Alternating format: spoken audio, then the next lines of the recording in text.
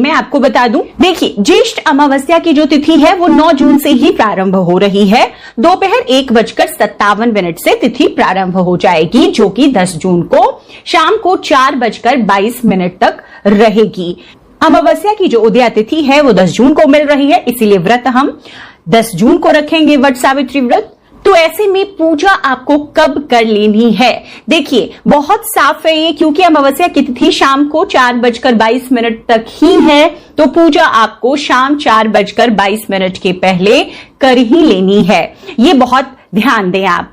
अब दोस्तों, वट सावित्री व्रत के दिन कुछ ऐसे समय, कुछ ऐसे काल होते हैं जिसमें कि कई लोग शुभ कार्यों को नहीं करते, जैसे राहु काल होता है, गुलिक काल होता है, कई योग होते हैं जिसमें शुभ कार्यों की मनाही होती है। लेकिन दोस्तों, मैं यहां पर आपसे ये कहना चाहूंगी कि राहु काल या यमगंड या कोई भी अन्य काल बीत रहा हो, ऐसे में पूजा पाठ की मनाही नहीं होती है। देखिए, राहु काल और उन योगों में हम शुभ कार्यों को नहीं करते हैं, लेकिन पूजा पाठ की कोई मनाही नहीं है। तो ऐसे में आप सुबह सूर्योदय के बाद से जब आप चाहें पूजा कर सकते हैं।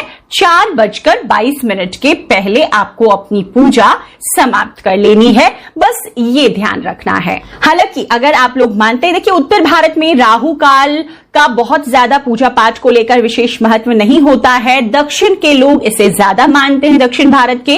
तो अगर आप इसे मानते हैं तो मैं आपके लिए ये समय अवधि भी आपके साथ शेयर कर रही हूं, आप देख सकते हैं। राहु काल दोपहर 1:30 से 3:13 तक रहेगा। यमगंड जो है वो सुबह 4:57 से 6:40 तक का है। गुलिक काल जो है वो सुबह 8:22 से 10:05 तक है। तो आप चाहें, अगर आप करते हैं वर्जित पूजा पाठ में भी राहु काल को, तो आप कर सकते हैं, और इसके अलावा जो समय आपको मिल रहा है 4:22 के पहले, उसमें आप पूजा कर लें। दोस्तों, अब एक और बहुत ही महत्वपूर्ण जानकारी, जो कि वट सावित्री व्रत अगर आप कर रहे हैं तो जानना जरूरी है। मैंने आपके साथ पूजा विधि में और पूजा सामग्री में भी ये जानकारी शेयर की है। अगर अब तक आपने उन वीडियोस को नहीं देखा है तो जरूर देखें। देखिए, वट सावित्री व्रत में पारण का जो समय होता है वो हर किसी के लिए अलग अलग होता है। जैसे कि पारण बहुत लोग जो निर्जला व्रत रखते हैं, अखंड व्रत रखते हैं 24 घंटे का, वो अगले दिन करते हैं। लेकिन कई लोग वट सावित्री व्रत में उसी दिन व्रत खोल लेते हैं। तो जो लोग पारण करते हैं अगले दिन, उनके लिए सूर्योदय के बाद का समय पारण का समय है। आप सूर्योदय के बाद पारण कर सकते हैं, इसमें भी कोई दिक्कत नहीं है। आप सूर्योदय के बाद, सुबह की पूजा पाठ के बाद पारण व्रत का कर लें। व्रत का पारण अब आपको किस चीज से करना है, मैंने पहले भी शेयर किया है, मैं एक बार फिर से इस वीडियो में बता दूं। व्रत का पारण आपको करना चाहिए जो साधारणतः है, हालांकि अपने अपने क्षेत्र विशेष के रिवाज रीतियों के मुताबिक आप कर सकते हैं अपनी विधि से भी, लेकिन इसमें जैसा हम सभी जानते हैं काले चने का बहुत महत्व होता है, अंकुरित काले चने और बरगद के वृक्ष का। तो हमें पारण में भी यही दोनों चीजें रखनी है, बरगद की कोपल और 12 काले चने। इसी से व्रत हमें खोलना चाहिए, चाहे आप व्रत अगले दिन खोल रहे हो या उसी दिन में आप व्रत खोलते हैं। तो अगर पूजा पाठ आपका संपन्न हो गया है, आप प्रसाद ग्रहण करें, उसके पहले आप व्रत खोलें बरगद के कोपल और 12 चने लेकर। कई जगहों पर 7 चने लिए जाते हैं, तो जो आपका रिवाज है उसके मुताबिक आप करें, लेकिन इन्हीं 2 चीजों से आपको व्रत खोलना है।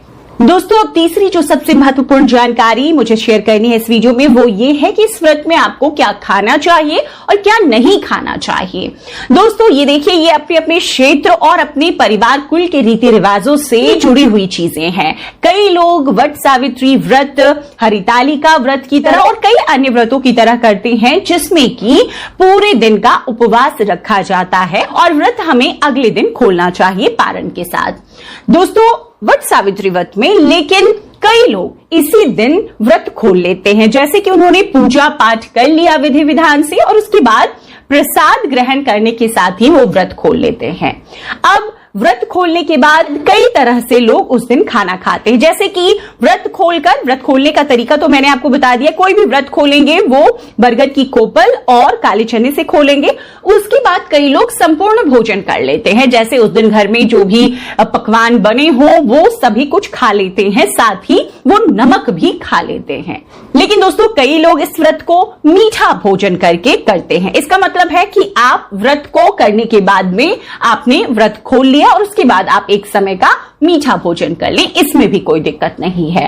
अब कई लोग सिर्फ फलाहार भोजन करते हैं तो वो उस दिन फल ही ग्रहण करते हैं। तो ऐसे में जो लोग फलाहार करते हैं तो वो उस दिन व्रत नहीं खोलेंगे, क्योंकि इसमें व्रत खोलने के लिए आपको काले चने लेने हैं जो कि अन्न है। तो ऐसे में व्रत का पारण आप अगले दिन में करेंगे।